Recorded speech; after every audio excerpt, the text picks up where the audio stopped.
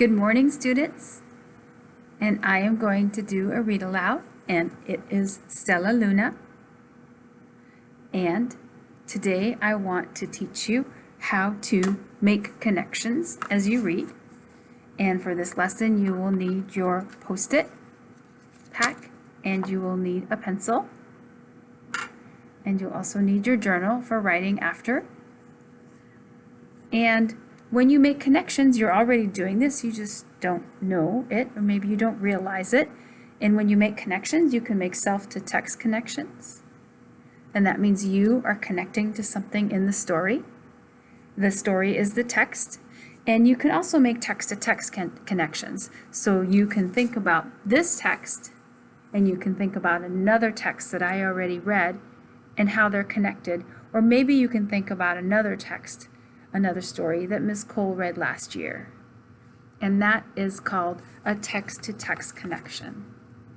And when you write these on your Post-its, you would write S to T or a T to T with a little arrow in between. Okay, and I'm going to model it for you, and then I'm going to have you practice. Okay, all right. Let's start Stellaluna by Janelle Cannon. And I can put this back here so we can see what we're doing. There. Stellaluna. In a warm and sultry forest far, far away, there once lived a mother fruit bat and her new baby.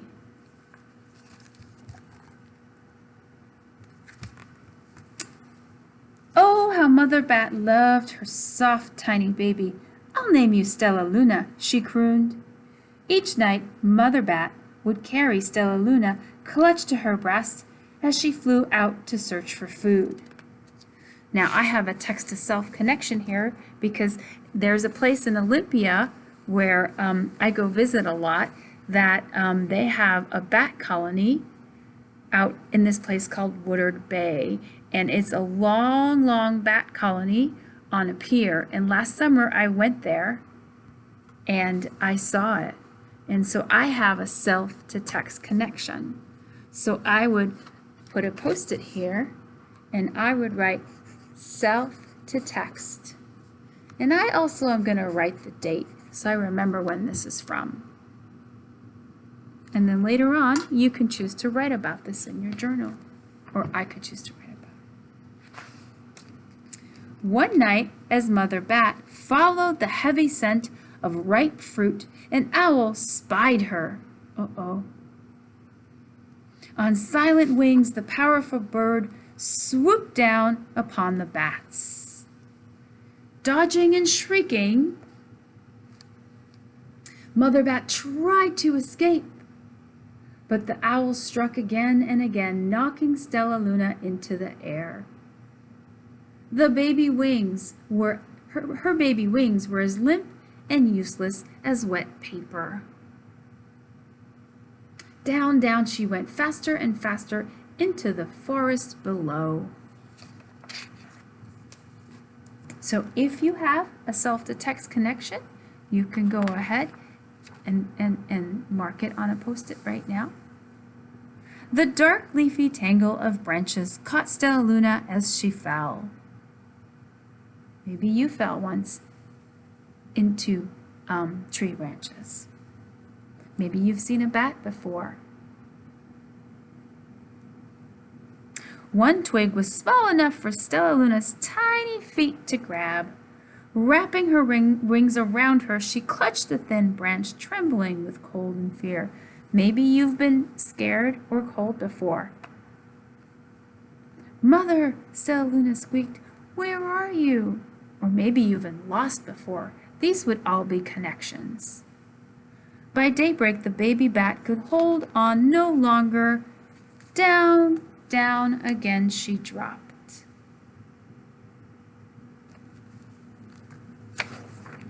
Flump! Stellaluna landed headfirst in a soft, downy nest, startling the 3 baby birds who lived there. Stellaluna quickly clambered from the nest and hung out of sight below it. She listened to the babble of the three birds. "What was that?" cried Flip. "I don't know, but it's hanging by its feet," chirped Flitter. "Shh! Here comes Mama," hissed Pip.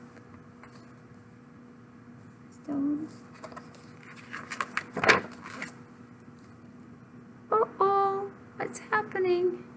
Many, many times that day, Mama Bird flew away, always returning with food for her babies. Stellaluna was terribly hungry, but not for the crawly things Mama Bird brought. Finally, though the little bat could bear it no longer, she climbed into the nest, closed her eyes, and opened her mouth.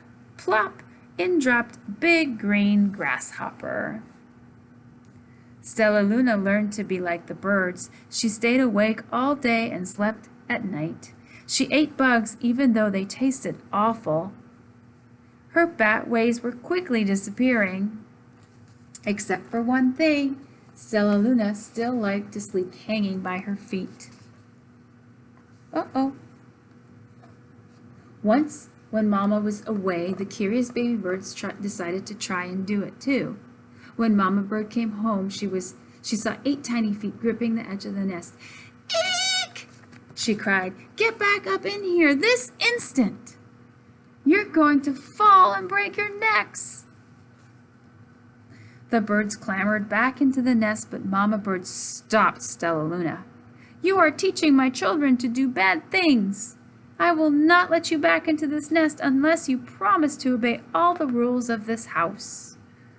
Stellaluna promised. She ate bugs without making faces. She slept in the nest at night, and she didn't hang by her feet. Stellaluna behaved as a good bird should. Keep making those connections. All the babies grew quickly. Soon the nest became crowded. Mama Bird told them it was time to learn to fly. One by one, Pip, Flitter, Flap, and Stellaluna jumped from the nest. Oops. Their wings worked. "I'm just like them," thought Stellaluna. "I can fly too." Pip, Flitter, and Flap landed gracefully on a branch. Stellaluna tried to do the same. Why can't she land gracefully like the birds? How embarrassing!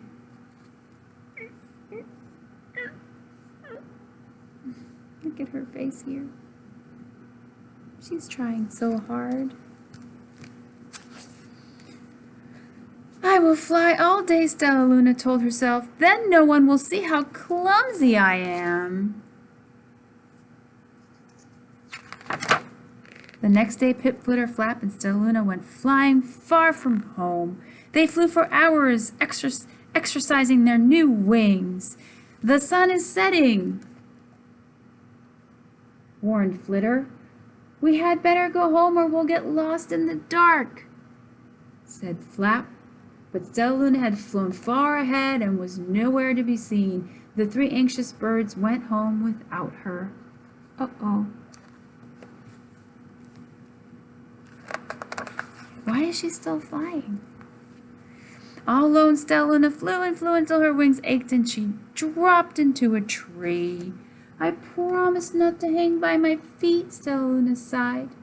So she hung by her thumbs and soon fell asleep. She didn't hear the soft sound of wings coming near. Who's coming near her? Can we see? Who's coming?